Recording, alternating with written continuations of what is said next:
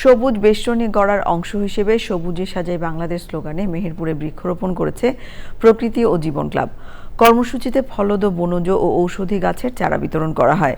সবুজায়ন উৎসবে ভবিষ্যৎ প্রজন্মকে পরিবেশ রক্ষায় উদ্বুদ্ধ করবে বলে মনে করেন বিশিষ্টজনেরা। গোলাম মোস্তফার তথ্য ও ভিডিও চিত্রে আফরোজা হাসির রিপোর্ট। নদী, বৃক্ষ, ঐতিহ্যবাহী আমবাগান আর ঐতিহাসিক নিদর্শনের মিলনস্থল হিসেবে খ্যাতি ছিল মেহেরপুরের। তবে বৃক্ষ নিধন, দখল দূষণে বিপর্যস্ত জেলার প্রকৃতি ও পরিবেশ। মলিন প্রকৃতিতে প্রাণ ফেরাতে জেলা জুড়ে প্রকৃতি ও জীবন ক্লাবের বৃক্ষরোপণ। সবুজে সাজাই বাংলাদেশ এই প্রতিপাদ্যে মেহেরপুরে বৃক্ষরোপণ কর্মসূচি পালন করেছে প্রকৃতি জীবন ক্লাব।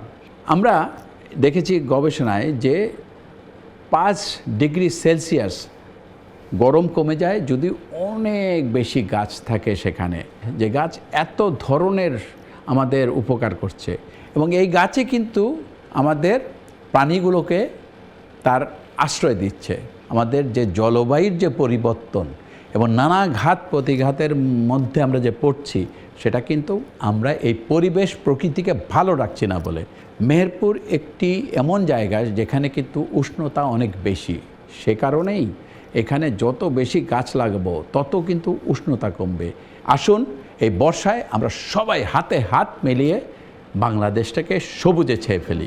গ্লোরিয়াস প্রি ক্যাডেট একাডেমিতে সবুজ উৎসবে মেতে ওঠে ক্ষুদে শিক্ষার্থীরা।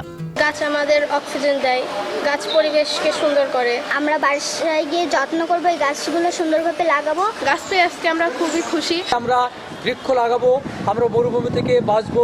আমাদের এই বাংলাদেশ সবুজে শ্যামলে ভরে উঠবে।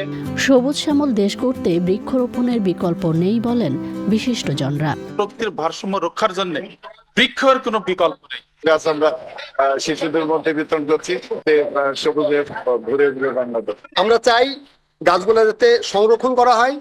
এই সবুজের মাধ্যমে আমরা সারা দেশকে সবুজায়ন করতে চাই। বৃক্ষরোপণ এই কর্মসূচির মাধ্যমে পরিবেশকে সুন্দর করে সাজাবো, রক্ষা করব জীবন এবং রক্ষা করব আমাদের প্রকৃতি ও পরিবেশ।